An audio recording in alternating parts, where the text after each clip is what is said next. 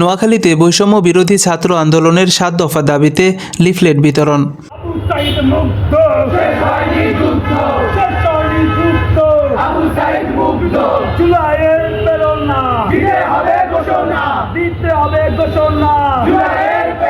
নোয়াখালী থেকে ইমতিয়াজ উদ্দিনের পাঠানো তথ্যচিত্রে বিস্তারিত জানাচ্ছি মাসুম বিল্লাহ।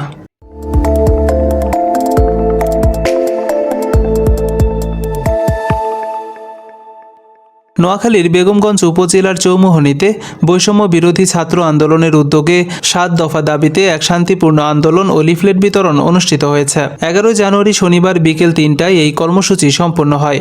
আন্দোলনে উপস্থিত ছিলেন বৈষম্য বিরোধী ছাত্র আন্দোলনের কেন্দ্রীয় ও নোয়াখালী জেলার নেতৃবৃন্দ।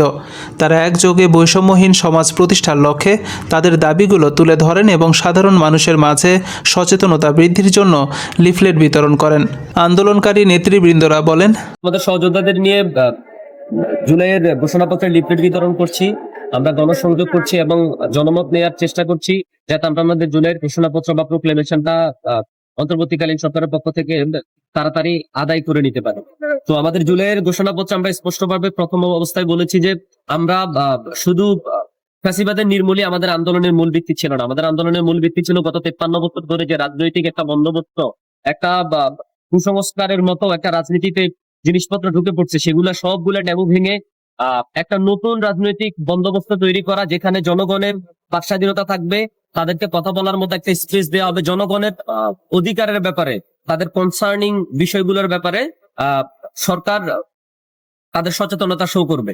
আমাদের জুলাই প্রোক্লেমেশন আমরা স্পষ্ট ভাষায় বলেছি যে আমাদের আহত নিহত ভাইরা যারা আছে, আমাদের লক্ষাধিক ভাইদের অঙ্গহানি হয়েছে, তাদেরকে যেন দ্রুত সময়ের মধ্যে প্রপার চিকিৎসা ব্যবস্থার মধ্যে এনে একটা পুনর্বাসনের ব্যবস্থা করা হয় এবং হলো যে পরবর্তী যে সরকারটা আসবে তারা যেন আমাদের ভাইদের প্রতি একটা সুন্দর দৃষ্টিভঙ্গি রাখে। কারণ আমরা জানি না যে পরবর্তী সরকার কে আসবে এবং সে আসার পরে আমাদের ভাইদেরকে ঠিক মতো টেক কেয়ার করা হবে কিনা। আমরা চাচ্ছি যে পরবর্তী সরকার যেই আসুক সে যেন আমাদের সময়, আমাদের অন্তর্বর্তীকালীন সরকার যেভাবে আমাদের ভাইদেরকে, আন্দোলনে আহত ভাইদেরকে, আহত নিহত পরিবারকে খোঁজখবর নিচ্ছে, তাদের চিকিৎসা সেবা নিশ্চিত করার চেষ্টা করছে, পরবর্তী সরকারগুলো যেন এই পন্থায় তাদের কার্যক্রমগুলো চলমান রাখে। কারণ এই ভাইদের অবদানের কারণে আমরা নতুন একটা বাংলাদেশ পাইছি। তো তারা যদি ভালো না থাকে তাহলে এই স্বাধীনতার কোনো মূল্য থাকবে না।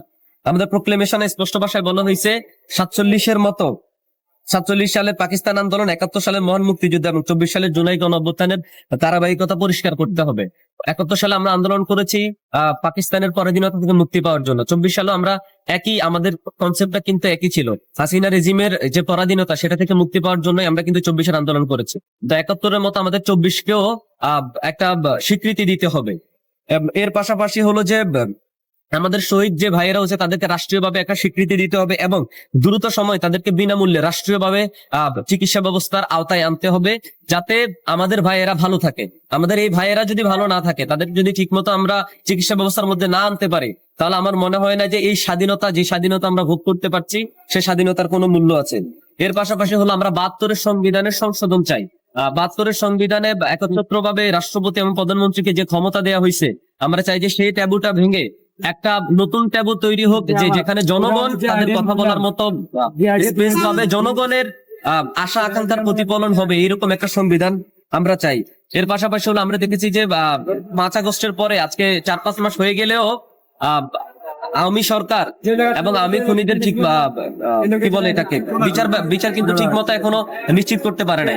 আমরা অন্তর্বর্তীকালীন সরকারকে ঘোষণাপত্রের মাধ্যমে এই আহ্বান করতে চাই যেন আওয়ামী খুনি এবং ফ্যাসিস্টদের অতি তাড়াতাড়ি বিচার ব্যবস্থার আওতায় আনা হয় এবং তাদেরকে যেন এই দেশে পুনর্বাসন যারা দেয় বা যারা পুনর্বাসনের জন্য তাদেরকে চেষ্টা করতেছে, তাদেরকেও যেন প্রশাসনিক ব্যবস্থার মধ্যে আনা হয়। এর পাশাপাশি হলো গত 3রা আগস্ট 5ই আগস্ট আমরা ফ্যাসিবাদ থেকে মুক্তি পেয়েছি। 3রা আগস্ট আমাদের শহীদ মিনারে আমরা বক্তব্য রাখার সময় আমরা স্পষ্ট ভাষায় বলেছি যে আমরা এদেশ থেকে সব ধরনের ফ্যাসিবাদ নির্মূল করতে চাই। হাসিনা এদেশ থেকে চলে গেলেও আমাদের বাকি যে ফ্যাসিবাদ গুলো আছে, আমি যদি স্পেসিফিক ভাবে বলি, আমলাতন্ত্র, চাঁদাবাজি, তারপরে গুম খুনের যে একটা কালচার ছিল, এটা কিন্তু এখনো এই ফ্যাসিবাদ গুলো কিন্তু আমরা এখনো পুরোপুরি নির্মূল করতে চাই নাই। তো আমরা চাই এই যে আমলাতন্ত্র সহ যে ফ্যাসিবাদ গুলো, আমরা দেখেছি যে প্রশাসনের কাঠামোতে এখনো ছাত্রলীগকরণের যে একটা বন্দোবস্ত ছিল, ওই ছাত্রলীগের মানুষগুলো কিন্তু এখনো প্রশাসনের বিভিন্ন জায়গায় ওয়াকিবহাল আছে। আমরা চাচ্ছি যে তাদেরকে যেন প্রশাসন থেকে অপসারণ করা হয়, যাদেরকে হাসিনা আমলে ছাত্রলীগ এবং বিভিন্ন কোটাতে পুনর্বাসন করা হয়েছে, এবং এর পাশাপাশি হলো যে আমাদের ভাইদের এবং যারা হত্যার সাথে জড়িত ছিল তাদেরকে যেন প্রশাসনিক আওতায় আনা হয় এবং আমলাতন্ত্রটাকে ভেঙে যেন একটা নতুন বাংলাদেশ গড়ার নতুন করে ঘটতে দেওয়া হয় বা গড়ার সুযোগ করে দেওয়া হয়, যেখানে জনগণের আশা আকাঙ্ক্ষার প্রতিফলন ঘটবে। আর আমরা 7টা দাবি দিছি, যে 7টা দাবি হলো জনগণের দাবি, আমরা শুধু প্রতিনিধি হিসেবে তাদের দাবিগুলোকে গুছিয়ে উপস্থাপন করেছি। আচ্ছা, আমার একটা প্রশ্ন ছিল, যেহেতু আওয়ামী লীগ ফ্যাসিস্ট ছিল, এই ফ্যাসিস্ট আন্দোলন করে আপনারা গণ অভ্যুত্থানের মাধ্যমে পরাজিত করেছেন, এরকম যদি আর কোনো ফ্যাসিবাদী মনোভাব দেখেন সেই বিরুদ্ধে, এবং যে সমাজে যে অসঙ্গতিগুলো সেই বিরুদ্ধে কি আপনারা সোচ্চার থাকবেন? আমরা স্পষ্ট ভাষায় বলেছি, জুলাইয়ের যে স্পিরিটটা সেটা আমরা যারা আন্দোলনকারীরা আছি সেটা আমরা আমৃত্যু বহন করব।